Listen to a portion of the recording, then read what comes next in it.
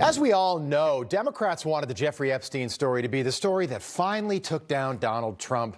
But that hasn't happened, not even close.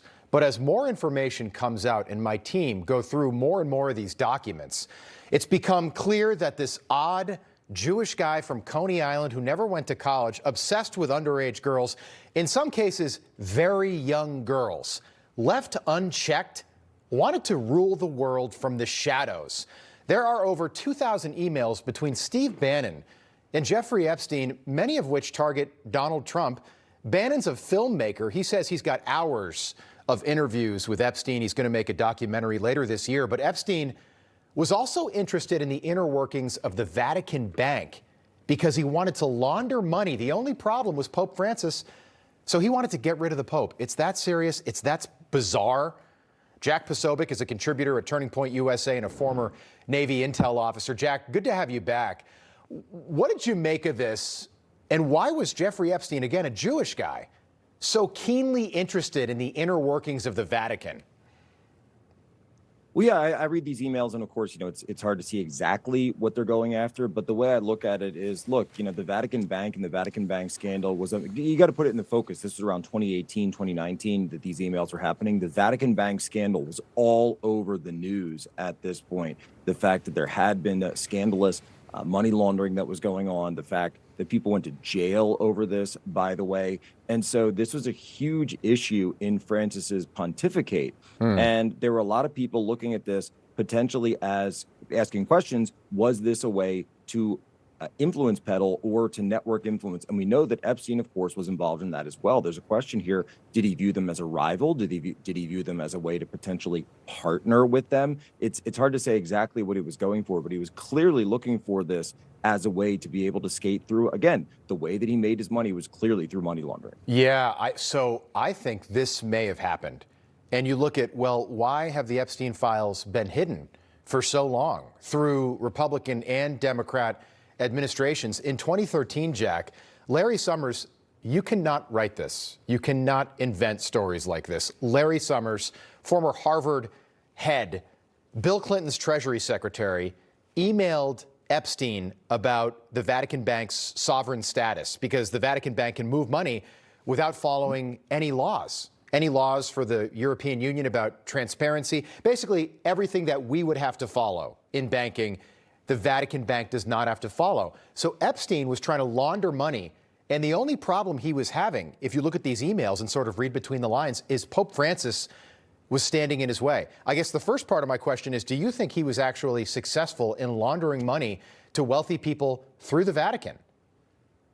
I don't know if I'd be ready to go that far just based off of these emails. I mean, it clearly seems that this seems like it was something that he was trying to feel out, try to get a sense of, say, okay, this is perhaps a different node, because we know there were times where he was being shut down in other parts of Europe, like Switzerland and like London, because his operations were under so much scrutiny. So he's looking at it. And then, of course, he ends up going to jail in 2019. So we don't know if this operation actually ever came to any further fruition. And again, this was going on at the same time that the Vatican Bank scandal was already public. So it wouldn't really make sense to be laundering money at a time that he knew they were under this huge investigation. So that's what I think too. And that tracks with the emails, the 2015 emails, that it almost seems like Epstein wanted to blackmail Pope Francis.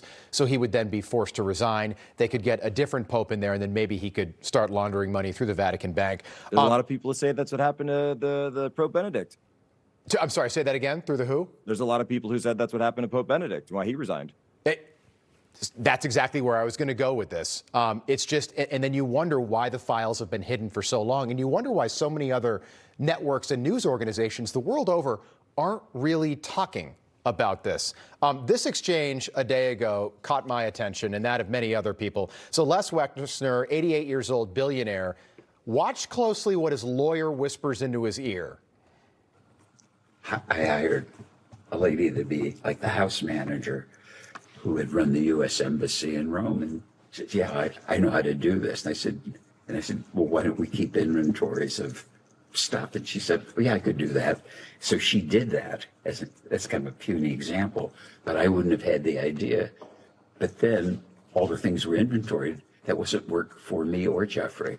It was just regularly done.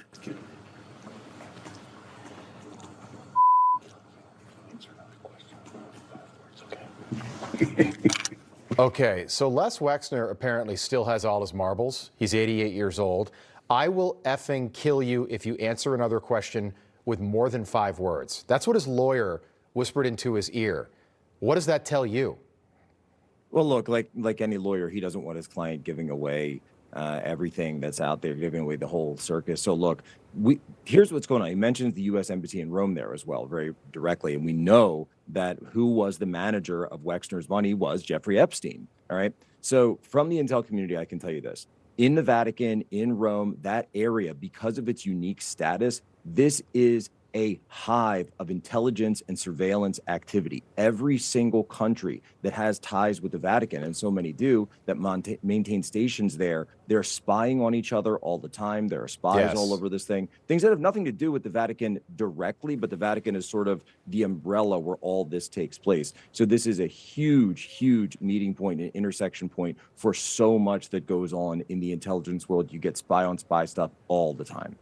And also, just the other part, the low-hanging fruit is the attorney doesn't want Lex Wexner to give away the game because they're still protecting the elite, because there are different rules for the elite in this country, not in England, than there are for the rest of us. Jack Posobiec, great to see you again. Thanks for being here.